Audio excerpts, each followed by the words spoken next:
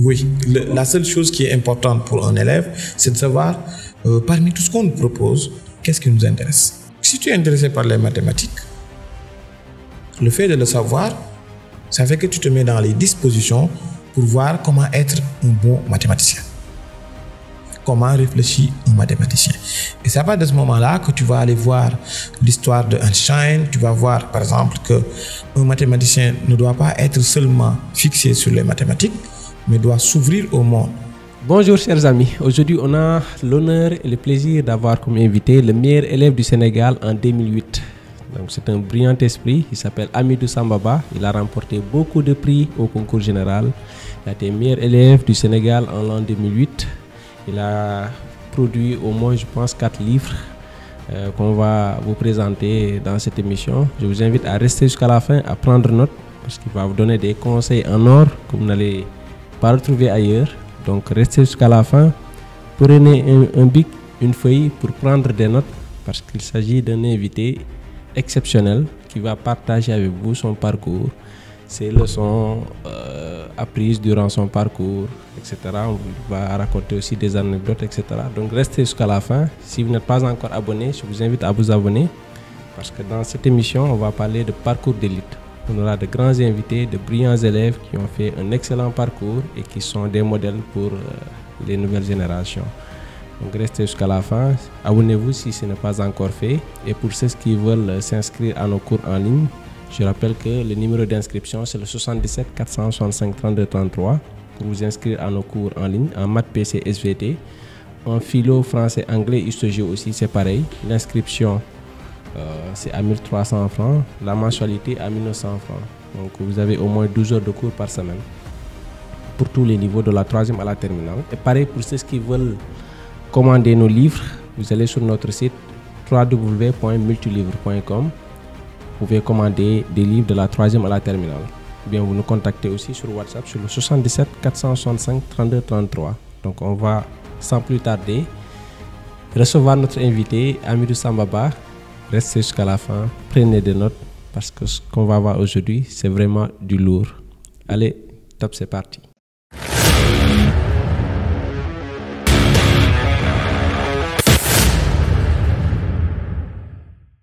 Bonjour Hamidou. Bonjour. Merci d'avoir accepté de répondre à notre invitation. C'est un plaisir. Juste te présenter pour ceux et celles qui ne te connaissent pas encore. Je m'appelle Hamidou Sambaba et apprenti écrivain et prof à mes heures creuses.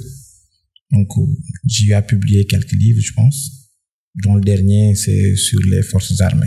Ah, c'est une présentation sommaire, hein? On va parler de ton parcours et parler ensuite de tes livres.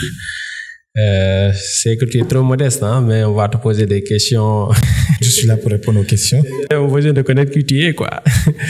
Bon, tu as fait le Prytanée militaire, c'est ça? Exact. Voilà, tu as eu ton bac en 2008 et tu as été lauréat au concours général, c'est ça? Oui. En 2008 et en 2007. En 2007. Voilà, on va parler de ton parcours au Prytanée militaire. Est-ce que tu peux nous retracer ton parcours? J'ai fait le Prytanée militaire entre 2001 et 2008. J'ai eu le bac en 2008. Et voilà, on peut dire que le Prytanée, c'est les plus belles années de la jeunesse. Parce que ça offre en tout cas un univers social où vous êtes confronté à des gens qui vous apprennent chaque jour ce que c'est que l'excellence. Moi, j'ai l'habitude souvent de dire à certains amis que pour moi, je ne me suis jamais considéré comme le meilleur de quoi que ce soit en pensant au concours général 2008 où j'ai été sacré meilleur élève du Sénégal parce que pour moi, En 2008, hein? C'était en 2008. Tu as remporté quel prix en 2008? Le premier prix de philosophie et je pense le deuxième en citoyenneté et droits de l'homme. Mais quand je pense au meilleur de ma promotion, j'ai des noms qui me viennent en tête. Je pense à Demba Waré Baldé, je pense à Papa Idrissa Gueye, je pense à Cheikh Tidiane Diouf, je pense à Massina, El Hadj Mamadou Massina, qui sont des personnes, par exemple, au contact desquelles tu apprends chaque jour. Pour moi, c'est ça que je retiens surtout du Prytanée, de belles personnes qui ont des qualités intellectuelles magnifiques avec lesquelles tu apprends chaque jour. autour d'une discussion au réfectoire, en classe, aux études, et c'est ça que je retiens le plus comme expérience. Comment tu as fait pour décrocher le premier prix de philosophie au concours général? Je ne sais pas. Il y a eu des années où on n'a pas eu de prix en philo et en maths, etc. Oui, c'est pas un prix courant, mais il faut dire que c'est aussi... J'ai vu que tu as eu un prix en français aussi au concours général. Une des magies du Britannique, c'est que moi, j'ai découvert la philosophie un peu par hasard quand j'étais en classe de 5e, c'était en 2002-2003. 2003, je jouais dans le labo. À l'école, on parle des labos. Les super anciens qui sont en terminale ont des labos dans les dortoirs des plus jeunes. Moi, j'étais en 5e M2. Et l'un de mes anciens que je fatiguais tout le temps, c'était Rassoul Kane Diallo. Et je suis tombé par hasard sur son manuel de philosophie. Il était en terminale S2. Et donc, j'ai découvert par hasard ces visages de personnes qui m'intriguaient un peu, qui avaient des barbes et avec des noms qui ne sonnaient pas sénégalais et dont j'étais pas habitué en tout cas, même si je lisais à l'époque. Donc, le premier philosophe que j'ai découvert en 5e, c'était Emmanuel Kant. Ensuite, j'ai découvert Platon, Socrate. J'étais en 5e et j'avais cette curiosité-là. Et je pense que c'est ça qui m'a poursuivi. Je connaissais déjà l'allégorie de la caverne quand j'étais en 4e. J'utilisais les références philosophiques quand j'étais en seconde ou en 3e parce que je m'étais déjà familiarisé. Donc, pour moi, quand je suis arrivé en terminale, à part la méthodologie, il n'y avait pas grand-chose à apprendre pour moi parce que j'ai eu 5 ans ou 10 ans, 6 ans de plus que les autres qui découvraient la matière en terminale. Donc, c'était pas vraiment un mythe comme ce qu'on a fait. Je connaissais l'essentiel des auteurs qu'on apprenait en classe. Ok, bon, pour toi qui es issu de la banlieue, tu es né à Pikine, c'est ça? Oui. Ok, donc tu es issu de la banlieue, un pur produit de la banlieue, n'est-ce pas? Oui, un produit. Comment tu as fait pour réussir, par exemple, le concours d'entrée au Britannique? Comment tu as fait pour intégrer le Britannique déjà? Alors, c'est une de mes sœurs qui m'a inscrit au concours. D'ailleurs, c'est le jour même de la clôture où j'ai pu déposer mon dossier parce que je l'ai su tardivement, je l'ai su, disons, à 5 jours avant la date de clôture. Je n'en savais rien. Tout ce que je savais du Britannique à l'époque, c'était que il défilait au 4 avril. C'est comme ça que j'ai découvert le Britannique et j'étais fasciné par ce défilé. Jusqu'à présent, je suis fasciné par les défilés et la chanson militaire et tout ça, ce qui fait qu'à l'école, j'ai intégré comme tambour la fanfare du Britannique et donc j'étais fasciné par tout ce qui était rythme, musique, tout ça là. Et je suis tombé, voilà, ce jour-là, j'étais en classe de CM2 avec M. Top et je lui avais dit que moi, je veux aussi faire le concours. J'en ai parlé à M. Top. Et le mercredi soir, j'ai pris sur moi, j'ai fait l'école buissonnière pour marcher jusqu'au camp Thiaroye. Donc le camp Thiaroye pour aller demander des informations par rapport au concours. Et j'ai pris sur moi d'amener le bulletin du premier semestre. Je suis tombé sur un caporal-chef à l'époque et qui m'a fait la liste de ce qu'il faut pour faire le concours avec une note adressée à mon père et à mes parents, en disant que j'ai le potentiel vu ce que je lui avais montré comme bulletin et que j'ai eu une chance. Et je suis parti montrer cette note-là à ma grande sœur qui a fait tout pour que je m'inscrive pour le concours. Mais honnêtement, je n'en savais pas avant ce jour-là, à part le défilé. Et on va parler du Britannique. Tu as été quel genre d'élève au Britannique? Est-ce que tu étais déjà un bon élève? Quelle fut ta plus grosse moyenne au Britannique militaire? Non, mais j'ai pas. L'école pour moi c'est un espace de loisirs. Ah, mais on sait, hein, grand, faut pas faire l'école est un espace de loisirs pour moi. J'ai jamais eu de problème en classe, honnêtement. Sauf si vraiment la matière ne m'intéresse pas vraiment ou que le prof n'est pas assez pédagogue pour voir que ce qu'il dit, moi je le sais déjà, ou que ça ne m'intéresse pas, la façon de le dire. Donc j'ai eu peut-être des problèmes avec tel ou tel prof qui m'a détourné de telle ou telle matière. Mais sinon, moi j'ai jamais eu de problème, j'ai pas besoin de réviser. Je suis pas un élève par exemple qui révise pour des examens ou des concours. J'ai jamais eu à réviser quoi que ce soit, y compris pour ce que les gens disent sur le concours. Jamais de ma vie. J'ai des promos qui peuvent témoigner que moi, sur 7 ans au Britannique, je n'utilisais qu'un seul cahier pour prendre les notes qui m'intéressaient. À part ça, je n'apprends pas de leçons parce que pour moi, tout se passe en classe, parce que j'ai une mémoire auditive et j'ai une mémoire visuelle. Je retiens ce que les personnes disent autour de moi, ce que je lis. Et ça, c'est la lecture qui aide à faire ça. Donc, quand on a une discussion 10 ans après, je peux me souvenir de cette discussion-là et l'utiliser comme je veux. Donc, pour moi, l'école, en tout cas au Prytanée, de la 6e à la terminale, en terminale, j'ai eu une moyenne de 15. Donc, en 6e, j'ai eu une moyenne annuelle de 17.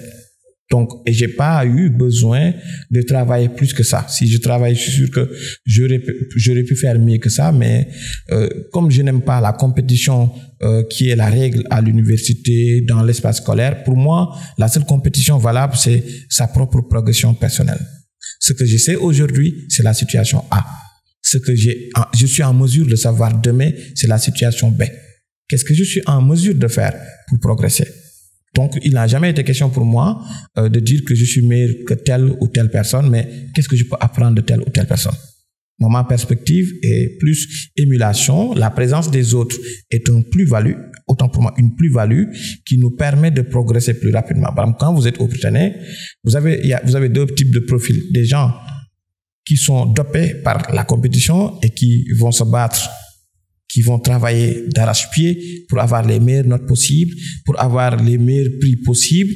Et parmi les mauvaises expériences, il y a des gens qui vont vers le surmenage. Il y a eu dans ma promotion des cas de surmenage ou des promotions avant, je pense à certains noms, parce que le système à l'école, c'est comme s'il y avait une compétition, parce qu'on a habitué aux gens à l'école de faire des compétitions entre élèves, alors que pour moi, c'est pas la meilleure approche. La meilleure approche, c'est de voir, OK, toi, quel est ton potentiel? Quel est ce dont tu as envie de faire?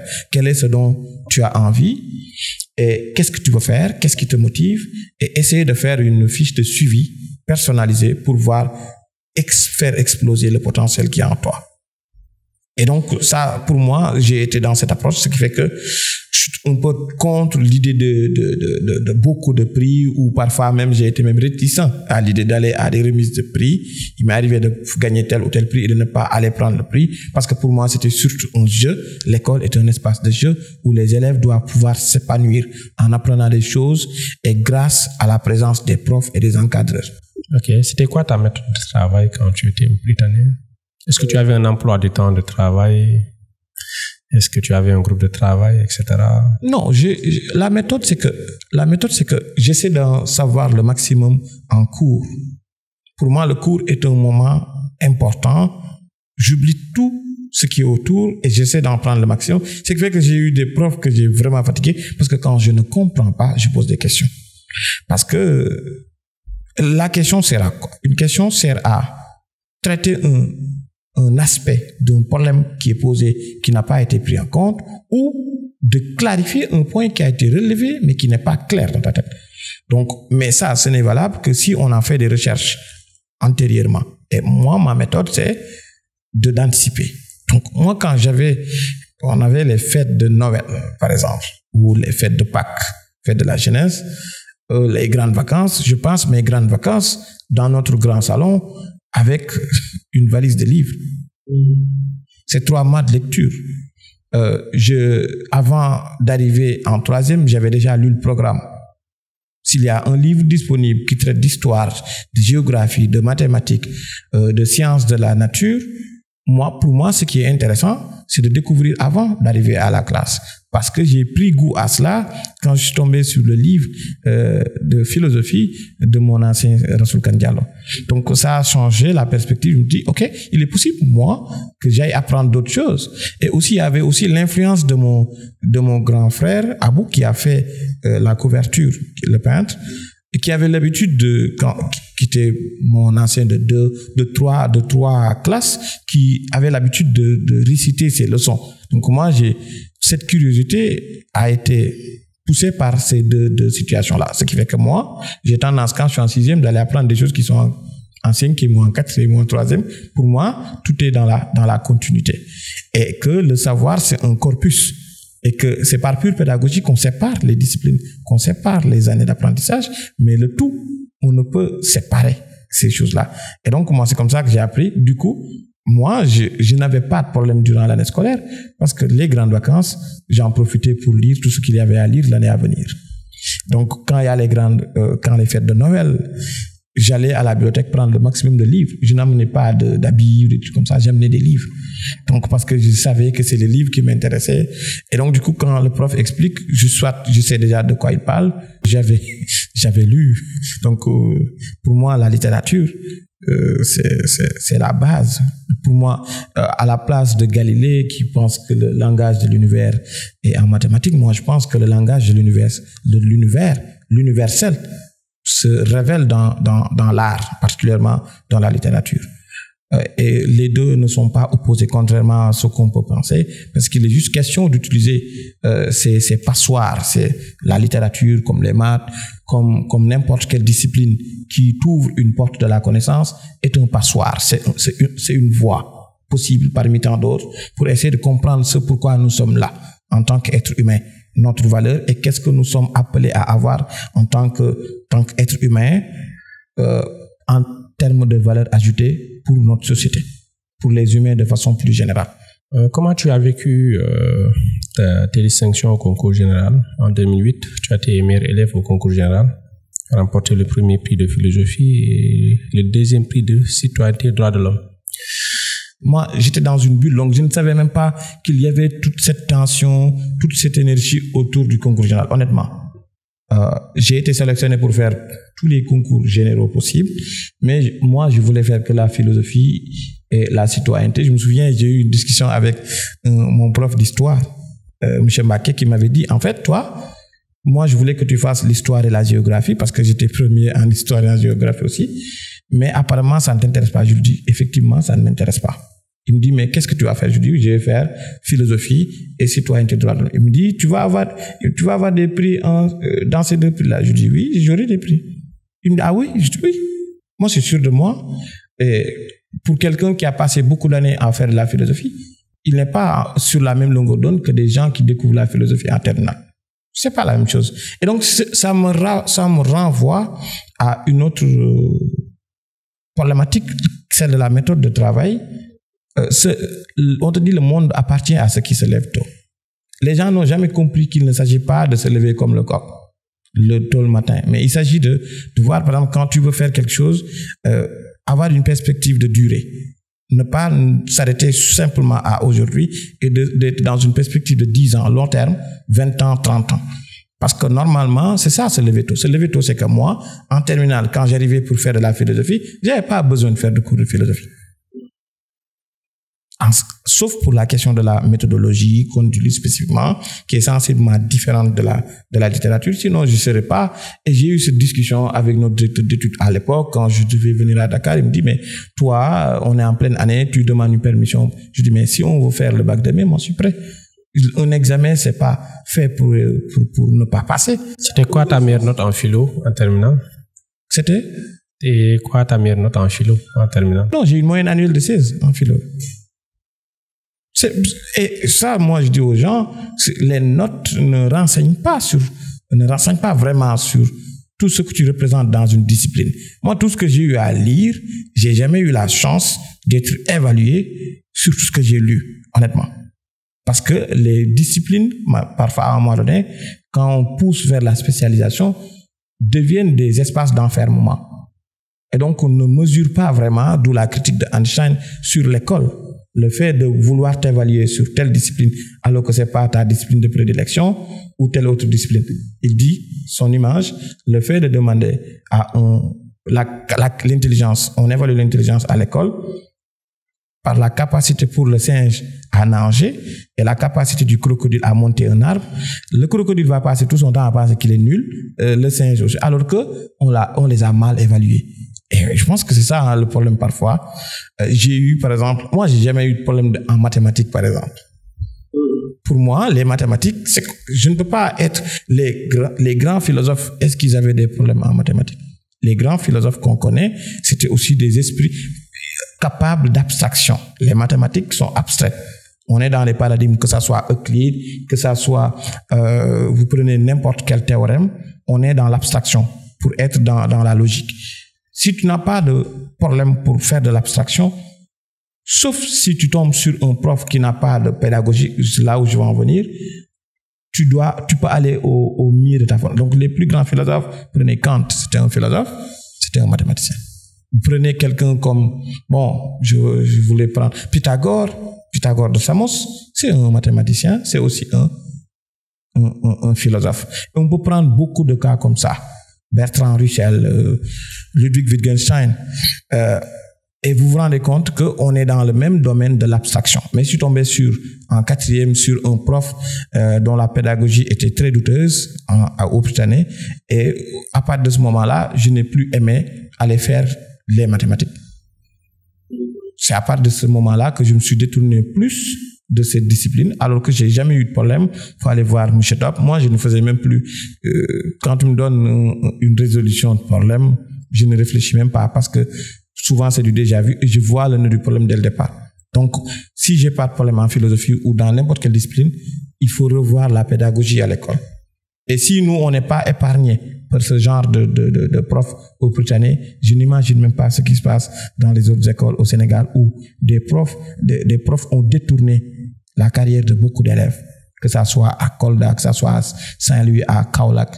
Il faut qu'il y ait plus de contrôle, de contenu, mais de pédagogie, et que ça ne s'arrête pas seulement au moment où les profs ou les enseignants doivent faire leurs examens professionnels. On va parler du bac. Tu as eu quelle mention au bac? J'ai eu la mention bien. Je suis premier de mon centre. J'étais au centre de Elcoft à Saint-Louis. L'ancien lycée fédéral. C'est quoi ta pire note au bac? 5 en maths. J'ai fait un seul exercice statistique et j'ai dormi le reste du temps. Parce que je ne pouvais pas sortir avant 30 ou 1 heure de temps, je pense. Et j'ai même écrit un poème durant ce temps-là. Je me souviens. Et ta plus grosse note au bac, tu l'as eu dans quelle discipline? En anglais, 18. 18. Et en philo? Philo, je pense que j'avais 15. Je n'étais pas content. Voilà. Tu aurais pu avoir la mention très bien. Oui, mais même quand je faisais le bac, moi, je ne fais pas de focus sur ces choses-là. C'est avec le recul que les gens me disent « Ah oui, tu as la mention, tu es premier de ton centre. » Moi, ce qui m'intéresse, c'est juste de faire les choses et de passer à l'étape suivante. Je refuse juste de m'arrêter sur une étape en me disant « La prochaine fois, tu vas mieux faire. » Pour cette fois-ci, voilà. Bon, est-ce qu'après le bac, tu as eu une bourse d'excellence? Oui, j'ai eu une bourse, pour aller faire des études à Lille en sociologie. J'ai préféré rester. Ah bon? Oui. Pourquoi? Parce que je voulais pas être un objet de récupération. Et ensuite, je ne savais même pas qu'est-ce que je devais aller faire en France. C'est vrai que la tendance au Britannique, c'est que la majeure partie des gens vont en France après le bac. Mais moi, j'ai été un peu gêné par l'idée d'aller en France et de passer. Déjà que j'ai fait 7 ans, je ne connais même pas ma famille.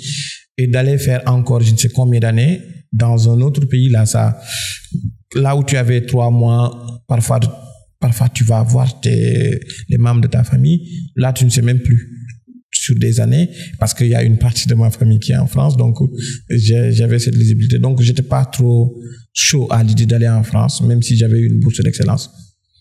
Et les concours? Est-ce que tu avais fait les concours? J'ai fait le concours de l'ENA en n'étant même pas convaincu, parce que pour moi, les concours, ça t'enferme. Quand tu es fonctionnaire au Sénégal, tu es pire qu'une girouette et ça ne dépend pas de toi. Aujourd'hui, tu es à Kaolack, demain, tu es à Washington.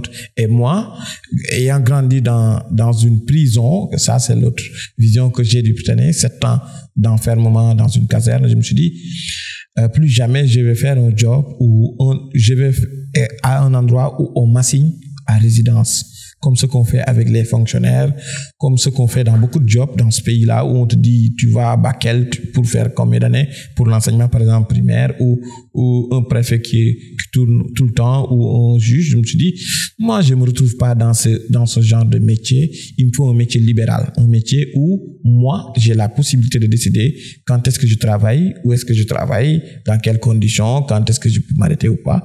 Et je n'ai trouvé autant pour moi que 2 alternatives, ou peut-être la troisième, j'y ai un peu pensé, mais La troisième, c'était le journalisme, mais les deux, c'est l'enseignement dans le supérieur où j'ai la latitude de fixer les conditions où quand je travaille, avec qui, comment et le pourquoi, ou l'écriture. Donc l'écriture, tu es vraiment maître de toi-même, mais il faut savoir que pour l'écriture, c'est pas un métier qui paye au Sénégal, il faut dire la vérité. Tu passes beaucoup d'énergie. Après, les gens ils vont dire passez-moi le PDF. Les gens ne savent même pas qu'il y a un problème de propriété intellectuelle. Le fait de, par exemple, pour écrire un livre, ça me prend des années. Pour écrire le journal, j'ai fait plus de 6 ans.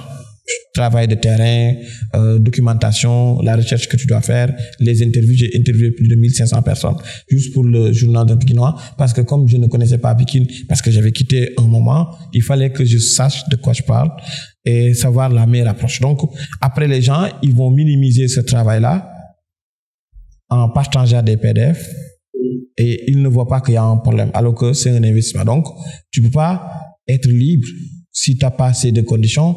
La liberté, d'un point de vue intellectuel, avoir une formation qui te permette de te défendre contre les préjugés, les opinions, la masse, les dynamiques de masse qui existent dans toute société. Deuxième condition, avoir des revenus. Il faut avoir de l'argent si tu veux être libre. Sinon, c'est une idée que tu as de la liberté. Puisque quand tu vas acheter un livre, tu ne le peux pas. Quand tu veux aller assister à une conférence, tu ne le peux pas. Quand tu veux aller en résidence d'écriture, tu ne peux pas. Donc, et tu vas être, on va dire, obligé peut-être, entre guillemets, ce qui amène le problème des mercenaires de la plume qui vont être payés pour écrire telle ou telle chose. Alors que pour moi, l'écriture, ça ne s'exprime que dans la liberté. Moi, là, avoir le choix d'écrire sur tout ce que je veux, quand je veux, sans avoir aucune contrainte. Donc, moi, je suis un passionné, disons, un inconditionnel de la liberté de penser et de vivre. Donc, le journalisme, il y a les réunions de rédaction. Je fréquente, je vois un peu ce que les journalistes font et c'est pourquoi je me suis dit, j'ai bien fait d'hésiter. C'est un métier que j'aime bien parce qu'il y a cette liberté-là. Mais il y avait que ça que je pouvais faire et il n'était pas pensable pour moi. Je ne rêve pas de la tenue du préfet. Pas marre, je suis désolé, hein. Je rêve pas de votre tenue. Je ne rêve pas de tout ce qui a tenu. Les toges, que ce soit les juges et les avocats, ça m'horripile. Je n'aime pas. Parce que pour moi, il y a l'idée d'uniforme. Voilà. Après le bac, tu as fait l'UGB? Oui, l'Université de Saint-Louis. Okay. Tu as passé combien d'années à l'UGB? J'ai fait de la première année au DIA. J'ai fait le DIA à l'université, l'ancien master, le diplôme d'études approfondies en sciences politiques avec option relations internationales. Ok. Tu as eu quel genre d'étudiant tu as un étudiant comme major ou bien juste étudiant lambda? Un étudiant quoi? J'ai pas entendu, désolé. Tu as été quel genre d'étudiant? Est-ce que tu étais libre. Pour moi, l'université de Saint-Louis m'a profondément déçu, honnêtement. Parce que moi, je pensais, comme ce qu'il y avait au Pichtané, je me souviens des débats avec Babacar Mbodj sur la physique quantique. On faisait des débats, que ça soit sur le chat de Schrödinger ou que ça soit sur, je sais pas, le triangle des Bermudes ou les discussions sur la technologie, le nombre d'or avec Papalus, Silla. Ça, moi, je pensais que c'était ça, la norme dans un espace scolaire. Quand je suis parti à l'université, on a trouvé à la place, c'est pas les 72 heures, beaucoup de bruit pour des gens qui... L'espace social à l'université, dans le campus social, il n'y a pas d'espace de livres pour une université. Et quand vous discutez avec les gens, une fois, une camarade de classe m'a dit, mais toi, tu cherches trop loin, en fait, genre. Pour moi, l'idée que je me fais de l'université, c'est un espace des possibles. En termes de réflexion, l'université est censée former des gens qui réfléchissent librement. Alors que la majeure partie des gens, ils ont plus... En tout cas, leur problème, c'est de réussir l'examen, réussir les concours et de trouver un job. C'est-à-dire que fin de l'histoire, ils n'ont aucun projet. En tout cas, moi, de ce que j'ai vu, à l'exception de certains, ce qui fait que ce qui se passe à l'université, c'est beaucoup de bruit. C'est des chants qui dérangent l'espace social. Les gens sont plus motivés pour aller construire des mosquées à l'université que de construire des bibliothèques d'étudiants. Quand il y a des conférences, je me souviens une conférence du professeur, d'un de mes professeurs, où les profs sont obligés de demander aux gens de venir, quoi. on est à l'université, mais quand il y a les 72 heures, les clubs, tout ça là, parce que c'est des espaces où les étudiants qui sont là depuis longtemps, ceux qui sont en master ou au doctorat, peuvent draguer les nouvelles venues. Et moi, c'est ça que je retiens de l'université de Saint-Louis. Ce n'est pas l'université qu'on m'a vendue. J'ai dit ça à mon grand frère qui était là avant moi. Je lui ai dit que mais je suis déçu par l'université de Saint-Louis, contrairement à ce que les gens peuvent penser. Moi, je pense pas que ça soit une université d'élite, peut-être les premières générations, mais moi, ce que j'ai trouvé là-bas, même si ça ne veut pas dire que moi, je représente l'étudiant modèle qui va, je sais pas, à des conférences, j'allais en boîte comme tout le monde, j'allais à la plage, j'organisais des sorties, mais il faut l'équilibre entre vie sociale et vie des études, quoi. Et pour moi, il y avait un déséquilibre. Le poids social de l'université est trop important comparativement à tout ce qu'il y a à faire au niveau pédagogique. Ok. Tu as été major de ta promo à l'UGB? Oui. En quelle année? 2013. 2013. Donc en sciences politiques, 2013, même pour le DEA aussi. Pourquoi avec tout ce brillant parcours-là, tu n'as pas choisi de faire... Bon, on comprend que tu es plus dicté par ta liberté, par la liberté plutôt. Tu n'as pas pensé à faire des concours? Je vous ai dit que il n'y a que l'ENA que j'ai eu à faire, en me disant que même si j'ai réussi le concours, au bout de quelques années, je quitte. Ou je voulais voir de l'intérieur, parce qu'à l'époque, j'avais l'idée de faire la thèse sur la politique étrangère, et j'avais dans l'idée d'aller voir de l'intérieur. C'est comme ça que je pense. Donc, j'ai eu la chance de faire ça, de voir de l'intérieur, par le CHEDS, par des missions que j'ai eu à faire au ministère des Affaires étrangères. Et j'ai eu les archives et j'ai complété par des interviews, que ce soit des anciens ministres des Affaires étrangères, que ce soit des diplomates de carrière qui sont en exercice actuellement. Et j'ai pu avoir, moi, ce que je voulais, parce que moi, je veux un métier libéral. Et être fonctionnaire, c'est pas un métier libéral. On te dit quand est-ce que tu dois parler, qu'est-ce que tu dois dire, avec qui, comment, tout ça. Alors que pour moi, il est question de liberté de penser. Donc moi, j'ai le droit de dire et de me dédire, j'ai le droit de dire, de faire des erreurs et de me corriger, et je n'ai pas à rendre compte par rapport à ma liberté de penser. Donc c'est même un des points, en tout cas, qui ont été un problème quand j'étais entre guillemets dans une administration. L'administration au Sénégal est une administration qui n'est pas productive, qui n'est pas ouverte à la recherche. Moi, de ce que j'ai observé, les gens disent ah oui, on fait de la recherche. Demandez combien de livres ils ont publiés. Faut demander combien de rapports on publie, qu'on exploite, les espaces de production de connaissances. Les gens, ils aiment bien dire que moi j'ai tel diplôme, mais c'est des diplômes alimentaires. C'est pour les postes, c'est pour être je sais pas, promu quelque part, mais c'est pas des chercheurs dans l'âme. Un chercheur, il est libre et il comprend quand quelqu'un exprime sa liberté. Et en parlant de production intellectuelle, tu as produit, je pense, 4 livres. Hein? Oui. C'est ça. Dans ton dernier ouvrage, je crois que tu es l'auteur là de Journal d'un Pikinois indigné, bon, que j'ai parcouru. J'ai pas tout lu, hein, parce que le livre était trop profond pour moi.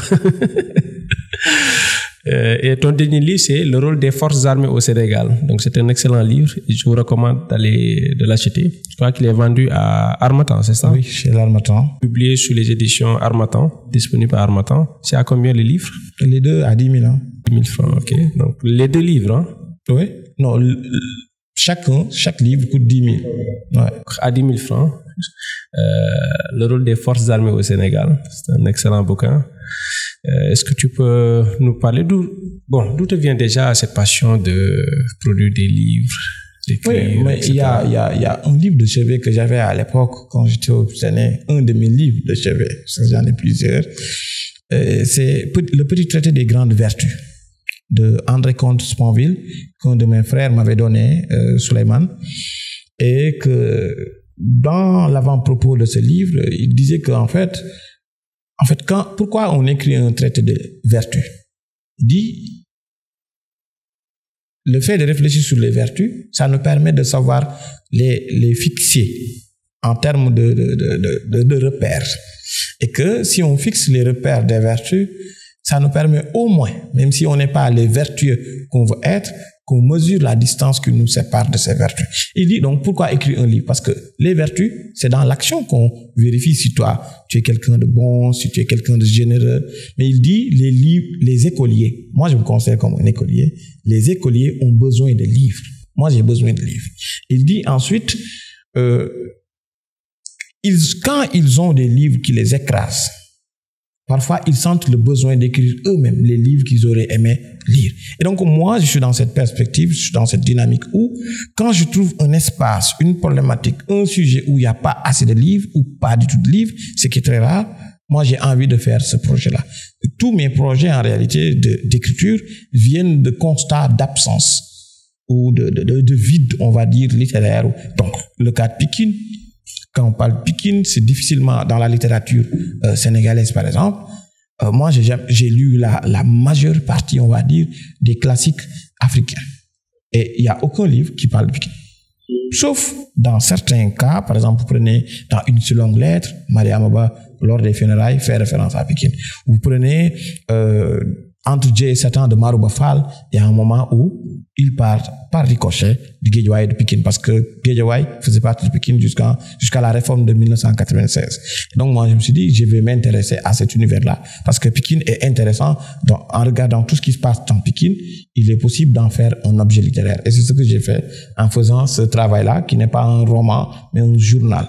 C'est fait exprès. De la même manière, en 2013, quand je faisais le travail sur le rôle sur l'Afrique dans les relations internationales, je me suis rendu compte que l'Afrique comme objet d'étude était absent des relations internationales, critiqué, et ça a été relevé par un des penseurs, Luc Sunjun, qui a écrit le livre sur les relations internationales africaines. Ça a été relevé par les penseurs africains de façon générale, Mamadou Gazibo,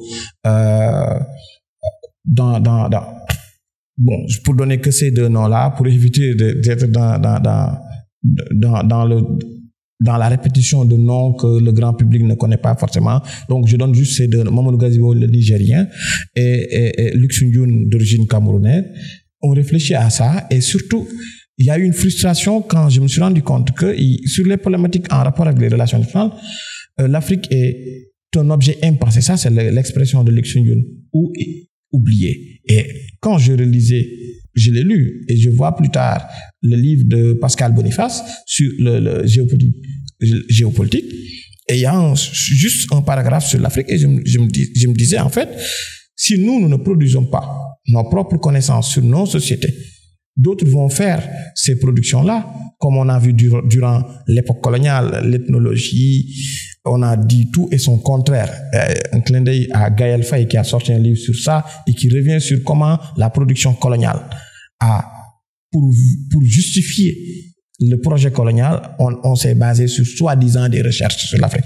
Et c'est ça qui a piégé l'Afrique. Même les cartes qu'on a, c'est la projection de Mercator, c'est pas la bonne représentation de la carte de l'Afrique. La bonne taille de l'Afrique, on peut contenir l'Europe, l'Asie, une partie de l'Amérique du Nord, et il resterait de l'espace. Pourtant, dans la projection, on a rétréci la taille normale du continent et on a un peu agrandi la taille de l'Europe. L'Europe est plus petite que comment elle est représentée. Dans ces représentations.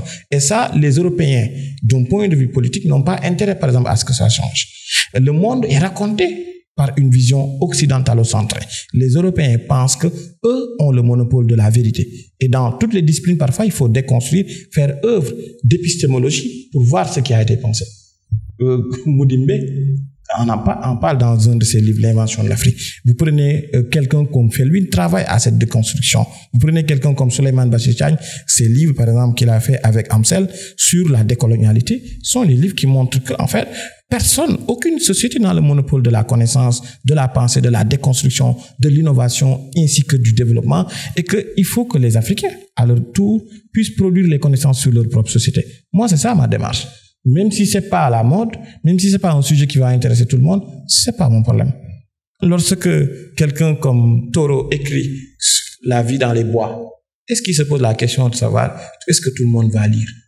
Je ne me pose pas la question si les gens vont être intéressés par le livre que je vais écrire sur Pikine ou sur l'armée. Moi, si je sens ce besoin d'écrire sur tel ou tel sujet, je vais le faire. Et parmi mes prochains projets, c'est un sur la création artistique, un autre sur l'éducation au Sénégal.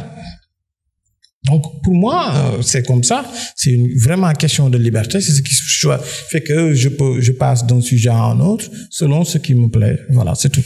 Ok. Et quel regard portes-tu sur l'éducation telle qu'elle est dispensée actuellement? L'éducation doit être réformée. Il doit y avoir de sérieuses réformes. Si on veut que le Sénégalais qui va à l'école, qui sort de l'école, soit capable d'être un agent de développement pour sa société, il faut revoir le contenu. En termes d'enseignement, il y a trop de matière. Ça doit être à un certain niveau rééquilibré. Si on veut, qu'est-ce qu'on veut faire? Par exemple, la question de départ, c'est quel citoyen sénégalais, quel citoyen africain on veut formater? Parce que l'école est un lieu où on formate les gens. Quel citoyen? Et pour former ce citoyen qu'on veut former, il lui faut quelle connaissance, quelle compétence, quel système de valeurs? Connaissance, compétence, système de valeurs.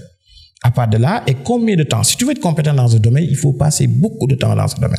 Si par exemple, ça ne sert à rien, par exemple, de prendre un élève qui choisit de faire la série, par exemple, scientifique, entre guillemets, même si moi je doute que beaucoup qui se disent scientifiques parce qu'ils ont un bac S ou qui se disent littéraires parce qu'ils ont un bac L ne le sont pas, parce que les scientifiques historiquement c'est des gens qui ont créé des théorèmes, c'est des gens qui ont résolu des énigmes mathématiques, et je pose la question à l'échelle du Sénégal, combien de théorèmes, combien de problèmes en physique, en chimie des Sénégalais ont réglé, et ces gens qui ont réglé ces problèmes, on peut considérer que ce sont des scientifiques. Maintenant, le reste ce sont des profs ils enseignent la discipline.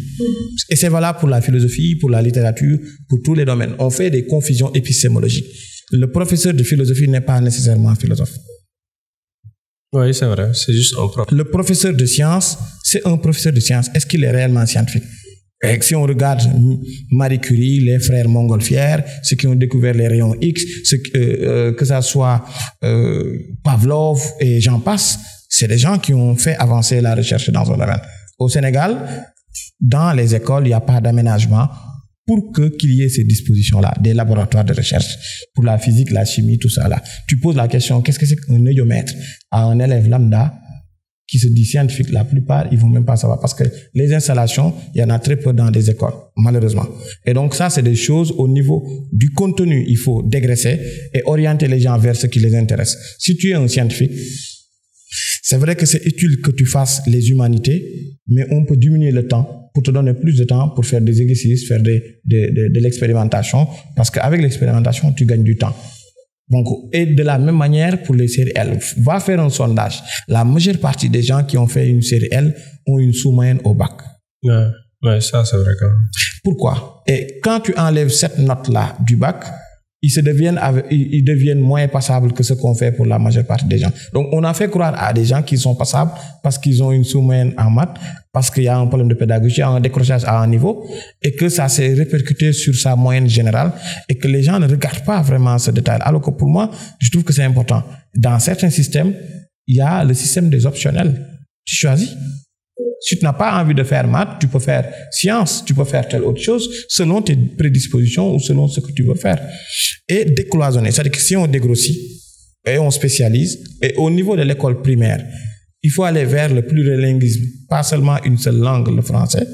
Le français est parlé, c'est vrai, par plus de 300 millions de personnes, mais comparativement à l'anglais, il n'y a pas photo, et que les connaissances les plus produites actuellement sont produites en anglais. Que c'est les États-Unis, c'est les pays scandinaves, l'Écosse, c'est le Japon, sur bien des domaines. Et ça prend du temps avant qu'il y ait de la traduction. Et ce temps-là que tu attends, c'est un retard. Si tu as accès directement parce que tu comprends la langue, tu n'as pas besoin d'attendre 5 ans pour une traduction et tu n'es pas en retard. Donc, le plurilinguisme et les langues nationales. Il faut trouver un moyen pour enseigner. C'est quoi je dis plurilinguisme? Il ne s'agit pas de rejeter le français, mais qu'on peut utiliser aussi l'anglais et en même temps les langues nationales. Parce qu'en termes de mathématiques, ou parfois la difficulté au niveau de la langue fait que l'élève rate tout son cursus scolaire. Et ça, il y a des passerelles possibles.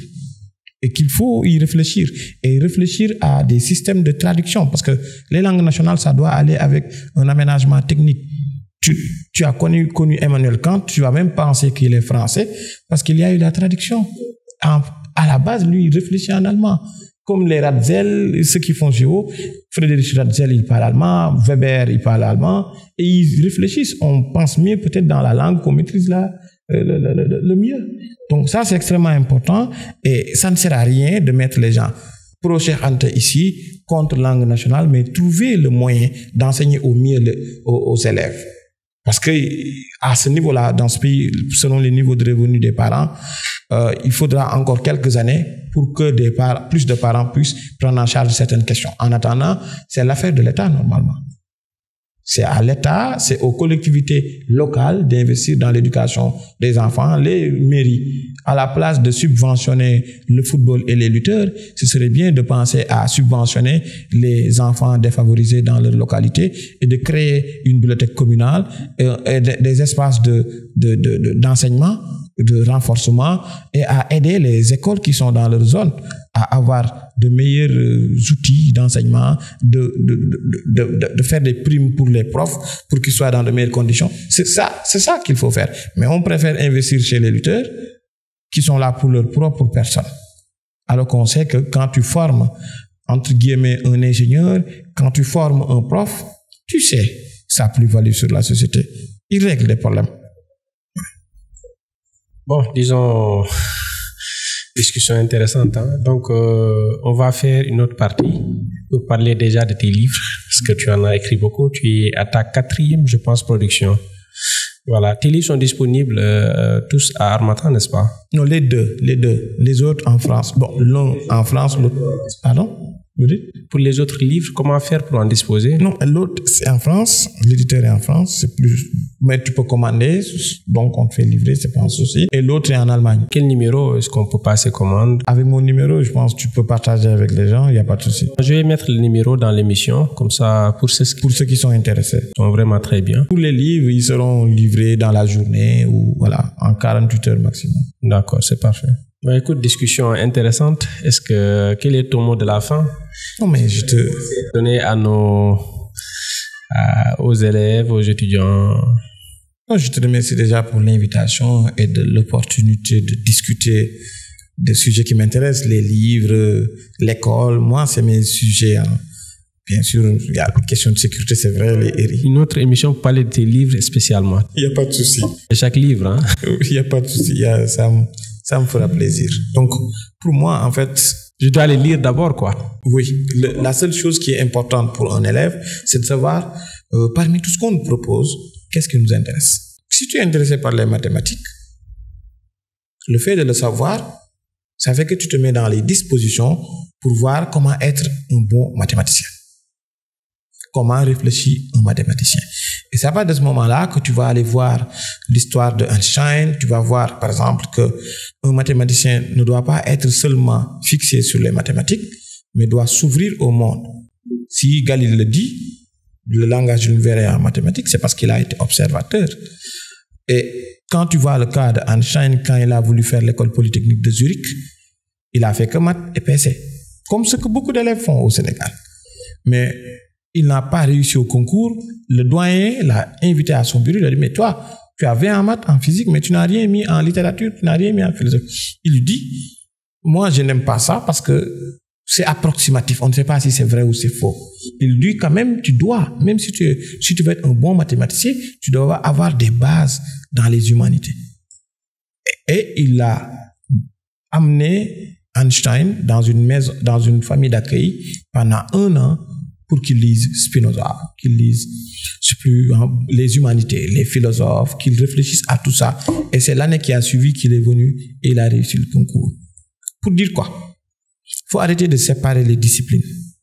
John Nash, quand il découvre la théorie de l'équilibre de Nash, voilà, économiste mais mathématicien aussi, et il était sorti en boîte ou au resto avec ses amis et ils réfléchissaient à une situation de drague. Ils étaient 4, ils avaient trouvé 5 filles, dont l'une est plus belle, et ils ont réfléchi à une situation basique et il est parti de là-bas pour aller. Vous prenez Gauss, le pivot de Gauss. Gauss, il s'est retrouvé dans une situation où il était puni quand il parle de son pivot-là. Et pour dire simplement que, je reprends ici Weber, que le chercheur, qu'il soit mathématicien, économiste, physicien, il doit être attentif à son environnement et ouvrir les autres portes. Et c'est ça qui fait leur force. C'est-à-dire que pour un mathématicien qui a un regard sur l'histoire des mathématiques, il a plus de chances de faire des découvertes que quelqu'un qui ne connaît pas globalement l'histoire de la discipline. Quand Pythagore a fait ses découvertes, certains disent que c'est lors de ses voyages en Égypte. D'autres disent que même le théorème de Pythagore, c'est pas vraiment son théorème. Il y a un débat sur ça. D'autres vont dire que Hérodote, le père de la géopolitique, aurait fait ses voyages en Égypte. Ce qu'il a fait durant les guerres médiques, 5e siècle avant Jésus-Christ, lorsque l'Empire perse essaie qui se bat dans les guerres médiques contre les Spartiates, ce qu'il a fait, il l'a vu ailleurs d'abord et il l'a appliqué en faisant la première fois ce qu'on va appeler plus tard, des siècles plus tard, notamment avec Rudolf Kielen, 1899, la géopolitique. Donc, le fait de découvrir d'autres espaces culturels, d'autres disciplines, alimente votre propre discipline de prédilection. C'est-à-dire que, pour moi, un philosophe doit avoir un regard sur la littérature. Moi, je donne la petite histoire, le livre de référence que j'ai utilisé, parce que pour le Congrès général en 2008, la question c'était « L'homme peut-il chercher les causes de ses malheurs ailleurs qu'en lui-même » Une réflexion sur le déterminisme. Moi, j'ai pris comme exemple Fama Doumbouya, qui est dans Les Soleils des Indépendances. Les Soleils des Indépendances, comme d'autres livres, j'ai pris le cas de Aimé Césaire. Alors que quand on vous enseigne à l'école, on a tendance à vous dire, vous savez, ce que Lamartine écrit, c'est seulement de la littérature, c'est de la poésie. Alors que non, j'ai pris Anthony, des gens comme des géographes, pour simplement dire que, historiquement, les esprits qui pensaient, c'était des esprits encyclopédiques qui ne s'enfermaient pas. Vous prenez quelqu'un comme Hugo, vous prenez le 2e tome, au début du 2e tome des Misérables, le gars, il cite Rousseau, qui est considéré comme philosophe. Il a écrit de l'origine de l'inégalité entre les hommes, ce qui l'a rendu célèbre. Il a écrit le contrat social. Il a écrit les confessions, les rêveries du promeneur solitaire. Il cite Deleuze, la théorie du rhizome, pour dire simplement qu'un esprit, si vous l'enfermez, il se détériore. Si vous l'ouvrez, il s'enrichit. En tout cas, merci. Échange très enrichissant. J'espère qu'on aura l'occasion de faire la deuxième partie pour parler uniquement de tes livres et de tes activités professionnelles. Donc, ça fera l'objet d'une deuxième émission. Merci en tout cas d'avoir Merci à toi pour l'invitation. Merci.